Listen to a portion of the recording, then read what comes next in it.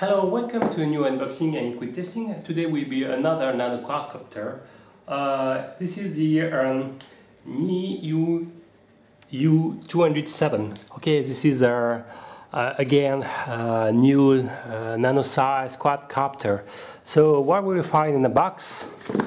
You will find the quadcopter itself. Okay, don't pay attention. You have the antenna already exiting from the main canopy, because since I already disassembled it, I like to point vertically the antenna, but of course when you will receive it, the antenna is under the canopy, is not visible at all. So I like to put the antenna vertically to favorize the horizontal plane propagation of the radio frequency waves. So this is a complete mini full protected nano quadcopter with a plastic bodyguard, okay, protecting both props and the electronic beneath. So it's quite light, and also you have a, I will present later, but you have a battery bay when you can remove the battery easily. So what we'll find also in the box, you will find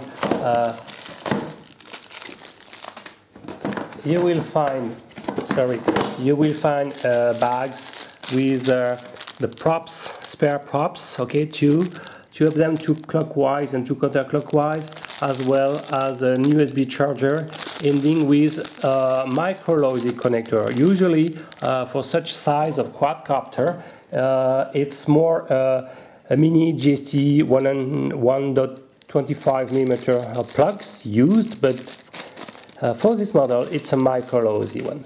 So what you will find also, you will find an instruction manual. Okay, so there are both in Chinese and English one. So well,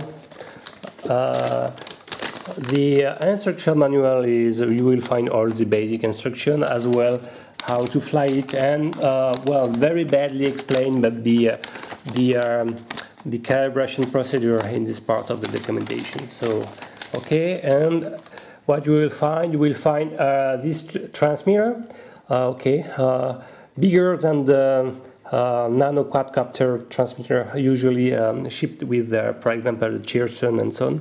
So as I did for the quadcopter, I also pointed vertically the antenna. So when you will receive it, this antenna is not absolutely not like this. Is below the under the beneath of the plastic. So I will now explain what you will find this quadcopter. This quadcopter standalone, so without the battery, is scaling approximately more than 18 grams. Okay, what is immediately visible is the size of the props, much more larger than for example, any nano quad size. For example, if I can compare to the smallest quadcopter available, the Cheerson 610, looks the difference of the props, it's just amazing. Okay, so much more larger. Of course, it seems that the body is also much more larger, but in fact not so much.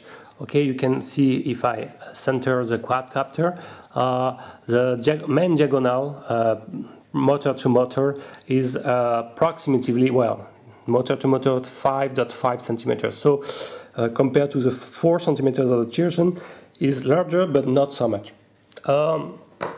If I can compare with the U839, okay, even the props of this U207 are larger. Okay, looks is even larger. So amazing props, and the motors also are exactly 6 millimeters by 15 millimeters. So they are exactly the same size that the UDE, and by consequence even more longer than the Cheerson or Protox or the Boltoy 272, where the motor size are 6 by 12 millimeters. Okay, so they are larger, and motor are larger with a larger prop. So you can expect that the power is at least the power lift is much important for such quadcopter.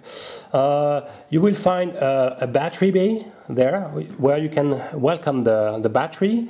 Okay, so you can insert without any problems a larger LiPo because there is no stops there in the battery bay, so it's a good news. And the actual shipped battery is a 150 milliampere per hour, rated 20C. Okay, it was announced to be 180, but for me I received a 150. Okay, so below the canopy, well, it's very easy to remove. You just to unscrew these three screw, and you can remove both the bodyguard as well as the battery bay. And the electronic is based on the Advanced 6050C as a gyroscope and accelerometers. BK 2423 has a radio frequency chip, and STM ARM core for the main core unit. Well, without any bodyguard and battery bay, this quadcopter is scaling only 12 grams something, so less than 30 grams, so it's very light. Don't forget that the motors are bigger than the chairs, for example. So concerning the transmitter, well, the transmitter, since the size is a little bit bigger than the nanocopter usually used, you can handle it much more better. If you are flying like me with thumb, it's much better. Okay, no real dead zone. It's not fantastic with such kind of price, but it's better, quite better to handle and to fly with this transmitter. Well, I will describe the role of each button. Here you can find some trim button, okay, concerning the shifting on the left and the right, on your right, I guess. And here you will find some trim button concerning the shift to left and right. And here the trim for moving forward and backward. Okay, two shoulder button. Here is to switch between bigger modes, 1 beep, to sportive mode, 2 beep. And finally, the right shoulder button is to perform flipping. So press before and indicate where you want to flip, and it will execute flips of the quadcopter. Unfortunately, I was not able to buy any known, as far as I know, protocol, so I tried with so-called Skywalker V2X2 protocol and some other Sigma protocol, and so on, GXD395 or well, and UD is not binding, so there is a new protocol used. I hope maybe it will be one day deviation takes ACAD. So you need two AA batteries, so usually it's two AAA. Here you can use some NEMH battery without any problems working. Okay, so now I will make a small quick demo flight. So I'm inserting the battery and plug the quadcopter. You have some very bright and nice LEDs, blue for front and red for rear. Okay, they are very visible, so it's a good point. Very bright, and well, it's a very so you can use it for night flying without any problems. You won't be lost. Okay, so there is no eyes LEDs, so it's very good. So when you turn on after the transmitter, okay, you have a beep, and to harm the quadcopter, you need to push up and to push down the throttle sticks. So to calibrate, well, it's classic, so you have to put the ball stick on the lower left position, and after a few seconds you have some fast left flashing. Okay, you can release the stick and it's calibrated, the gyroscope are calibrated. So by default you are starting in a bigger mode, so let's go. So you can hear the noise are more louder compared to the, for example, any Prater X clone, etc. The UA rate is just excellent. Okay, so in the beginner mode, it's quite slow for forward, but the UA rate is very good. I noticed that the forward speed is a little bit slow, okay, compared to the rear speed. Maybe with a better calibration you can solve, but it's very stable. Okay, for example, it's very efficient. So let's go to the sport mode. I press on the left shoulder and you have 2 beats, and now it's much better. It's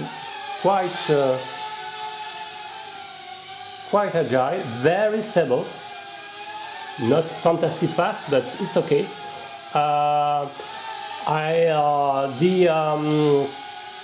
The flight duration with this battery is approximately of 4 or 5 minutes, and you have an LVC alarm indicating, well, that you have to land. So the LED start to fast blinking, indicating that you reach the LVC alarm. I like it a lot, but well, the main drawback I will say that is not very fast. So I want to test it without the canopy, because I'm feeling that you can have a very strong power lift because you have the bigger motors and bigger props. So, well, it could be transformed into a very nice FPV platform, I guess.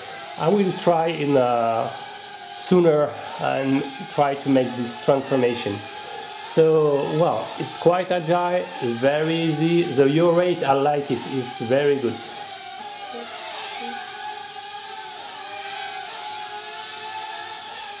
Yes, oh, okay. I will land now.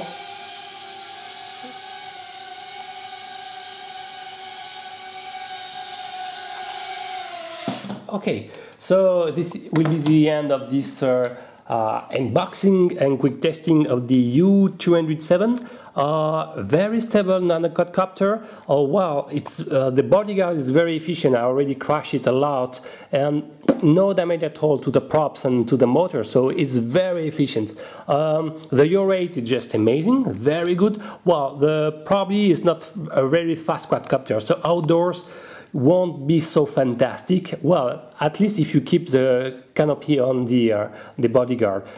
Could be a different story if you remove it, but I think this quadcopter is especially dedicated for beginners who want to train mainly indoors, and thanks to this bodyguard it's very well protected, and you don't have a big risk to when crash occurs. So thank you for watching. If you like this video, please subscribe my channel. Bye bye.